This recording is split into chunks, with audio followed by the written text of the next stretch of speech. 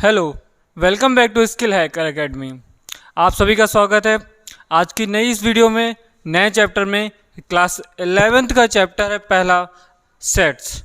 जैसा कि आपको पता है कि सीबीएसई ने पैटर्न चेंज कर दिया है। सीबीएसई ने अपना पैटर्न चेंज करने के साथ ही कई चीज़ों को रिड्यूस किया है सेट्स में भी। तो पहले तो हम फंडामेंटल, क्योंकि बेसिक जानना हमारे लिए बहुत ज़रूरी है। बेसिक जानना हमारे लिए इसलिए ज़रूरी है क्योंकि जब बेसिक नहीं पता होगा तो चीज़ें जो रिड्यूस हुई हैं कहीं ना कहीं, वो जो मेरा पर्सनल मानना है कि वो बेसिक में काफ़ी चीज़ें रिड्यूस की हैं। अगर जिनको हम नहीं जानेंगे तो हम कैसे बता पाएंगे कि आगे का जो सेट्स का थ्योरी है या आगे की जो सेट्स की प्रॉब्लम्स है वो हम कैसे जानेंगे। तो मेरा मानना है कि आपको हम 0 to 100 यानी कि ज़ीरो, बिगनर्स, बिल्कुल ज़ीरो से हम आपको इंट्रोड्यूस कराएं सेट से। तो सेट्स होता क्या है? अगर हम सेट्स को माने तो जैसे हमने अपनी फैमिली देखी है, ठीक है, फैमिली भी तो एक सेट है। किस चीज़ का सेट है? उसमें हमारे भाई भी हैं, हमारी मम्मी भी हैं, पापा भी हैं और हम खुद हैं। तो सेट किसी चीज़ को या किसी एक ऐसे ग्रुप को लेकर बनता है जो वेल डिफाइन होता है। अगर सेट्स की डेफिनेशंस की बात करेंगे तो हम सेट्स की जो डेफिनेशन होती है, a set is well define objects या वेल डिफाइंड कलेक्शन बोल सकते हैं। A set is a well defined collection. अगर आप सेट्स की नॉर्मल बात करेंगे आप, तो सेट्स जो होते हैं बिल्कुल हमारे वेल डिफाइंड, और उसको एक तरीके से हम कह सकते हैं जैसे हमने फैमिली का बनाया, ठीक है। अब वेल डिफाइंड में पहला एक ऑड नंबर्स लेस देन 10, जितने भी नंबर्स हैं ऑड नंबर्स, इसको भी तो एक सेट बनेगा जो 10 से कम, लेस देन 10 होने चाहिए। अगर हम लेस देन 10 की बात करेंगे तो यहाँ पे लेस देन 10 होने चाहिए हमारे। तो हमारे ऑड नंबर्स क्या होंगे?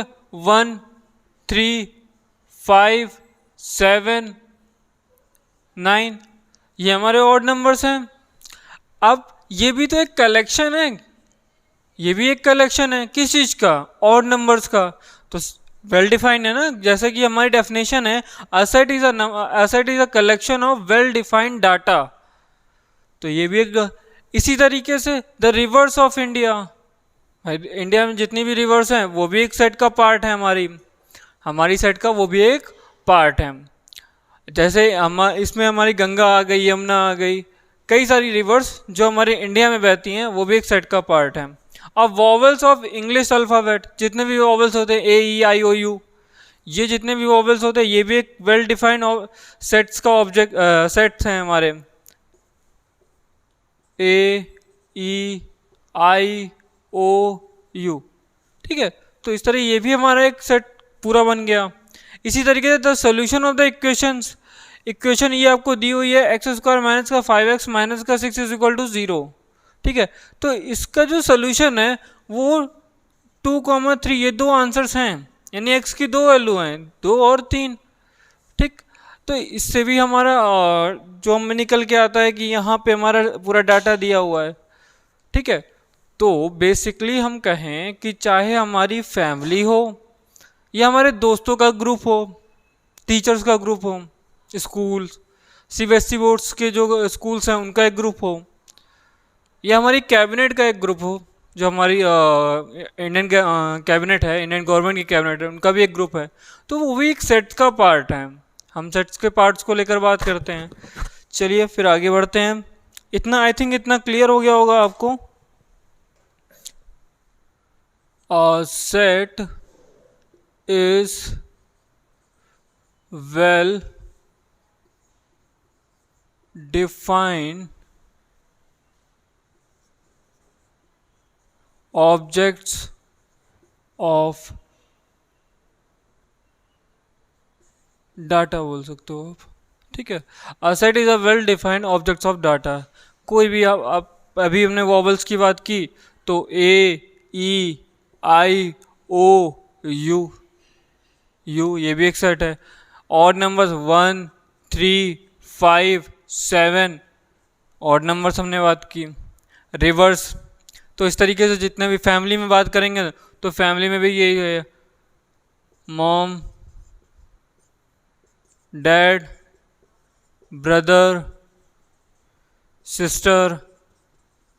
तो ये भी हमारा एक डाटा है जो वेल डिफाइंड एक फैमिली की तरह के हम लोग ऑब्जेक्ट्स को बात करते हैं।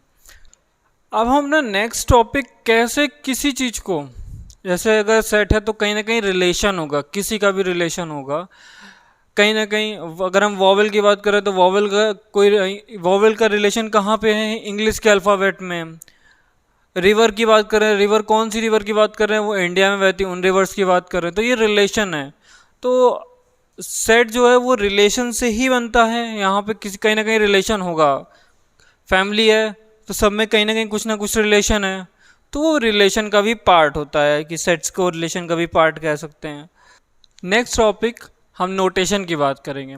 नोटेशन में हम किसको या किस जो वर्ड्स होते हैं उसको किससे डिनोट करते हैं सेट्स में। जब हम n की बात करते हैं, ये जो हमारा n लिखा हुआ है ये हमारे नेचुरल नंबर्स होते हैं। Natural numbers 1 2 3 4 5 6 7 8।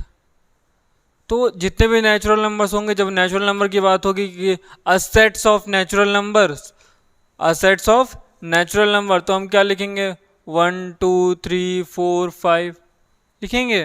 तो ये नेचुरल नंबर्स होते हैं। तो जब हम बात करेंगे लिखा होगा ऐसे, अ सेट ऑफ नेचुरल नंबर, ठीक है।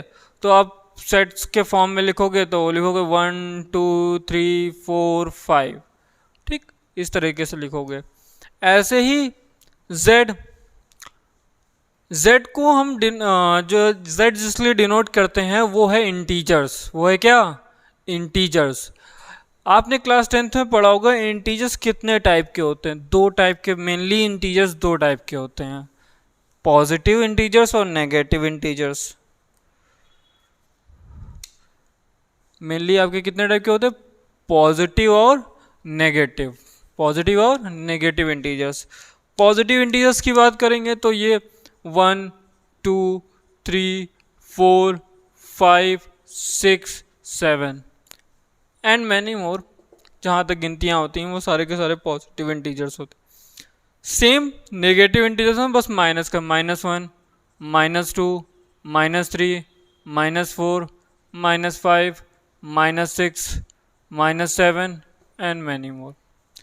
तो ये हमारे पॉजिटिव और नेगेटिव इंटीजर्स होते हैं। आपने क्लास 10th में बेसिकली पढ़ा होगा, जिनको नहीं पता उनको मैं फिर से बताना चाहूँगा कि जो इंटीजर्स होते हैं वो 2 ही टाइप के होते हैं, पॉजिटिव और नेगेटिव इंटीजर्स, ठीक है। तो ये पॉजिटिव और नेगेटिव इंटीजर्स हो गए। क्यू रैशनल नंबर्स होते हैं। क्यू जैसे हम सेट ऑफ रैशनल नंबर्स, तो जितने भी रैशनल नंबर्स होते हैं वो हमारे के क्या होते हैं, कि उसको हम क्यू से डिनोट करते हैं। लिखा होगा सेट ऑफ रैशनल नंबर्स। तो रैशनल नंबर्स क्या, लाइक 2/7 3/5, तो ये हमारे रैशनल नंबर्स होते हैं जिसको हम क्यू से डिनोट करते हैं सेट चैप्टर्स में। आर रियल नंबर्स होते हैं। आर क्या होते हैं, रियल नंबर्स। जब हम रियल नंबर्स की बात करेंगे तो आर आ जाएगा। डब्लू, ये जो होता है इसको बोलते हैं whole number, a set of whole numbers, a set of whole number. जो होल नंबर्स होते हैं, जो हमारे होल नंबर्स यानी कि 0 से स्टार्ट होगा, 0 1 2 3 4 5 एंड मैनी मोर, ये हमारे होल नंबर्स। अब हम अपने नेक्स्ट टॉपिक पे बात करते हैं। Next topic method of describing set. Method of describing set.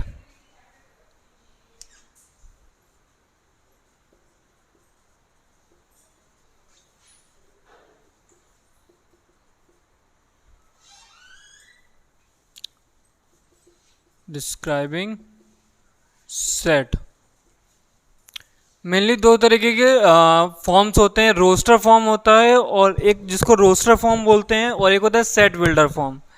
Roster form और सेट बिल्डर फॉर्म 2 ही टाइप के हमारे सेट्स के जिसको हम जैसे हम डिस्क्राइब करते हैं वो दो टाइप के होते हैं, रोस्टर फॉर्म और set builder form.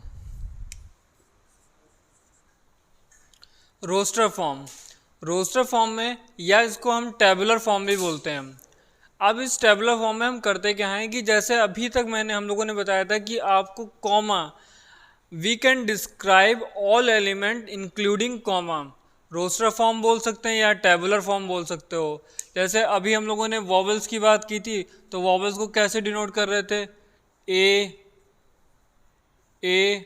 E I O you. तो जो भी हमारे रोस्टर फॉर्म होते हैं उनको हम टेबुलर फॉर्म में ही लिखते हैं। और ये कॉमा इंक्लूडिंग कॉमा के साथ साथ चलते हैं, लाइक ए के बाद कॉमा लगा हुआ है, तो जितने भी फॉर्म होते हैं, जो रोस्टर फॉर्म होता है वो हमारे कॉमा के साथ इंक्लूड रहता है।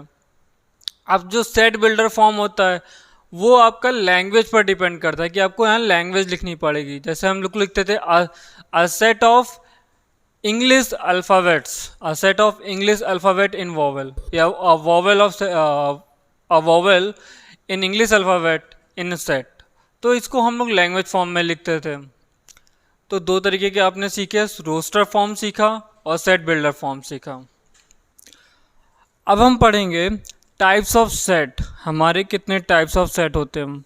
तो मेनली आपकी जो नई बुक है उसमें 4 आपके टाइप्स दिए हुए हैं।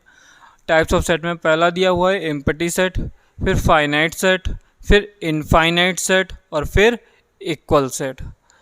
अब हम एम्प्टी जो हमारा सेट होता है उस पर कोई भी सेट, उस सेट में मेनली उस सेट में कोई भी एलिमेंट नहीं होता है। और उसका जो सिंबल अगर हम कहेंगे तो इस तरह के सिंबल्स बनते हैं या फिर इस तरीके से 5 बन जाता है। तो ये ब्लैंक सेट भी बोल सकते हैं, इसको नल सेट भी बोल सकते हैं, ठीक है। फिर फिनिट सेट आता है आपका, इनफाइनाइट आता है और इक्वल सेट्स आते हैं। अब ये जो भी सेट्स हैं आपके अगले वीडियो में कवर होंगे। जो अगला वीडियो आएगा उसमें हम इन सेट्स के बारे में पढ़ेंगे, इसके जो भी सिंबल्स हैं उनके बारे में पढ़ेंगे। उन सिंबल्स पर हम ये भी डिस्कस करेंगे कि कहाँ इन सिंबल्स को हम यूज़ करते हैं या इन चीज़ों को हम कहाँ पर यूज़ करते हैं। जो भी हमारे सेट्स हैं वो कहाँ पर, कैसे हम पहचानेंगे कि कौन सा सेट कहाँ पर है, या किस तरीके से हम इन चीज़ों को आगे जो हमारे क्वेश्चंस आएंगे उन पर हम अप्लाई करेंगे। तो आज की क्लास यहीं पर फिनिश होती है। Thank you.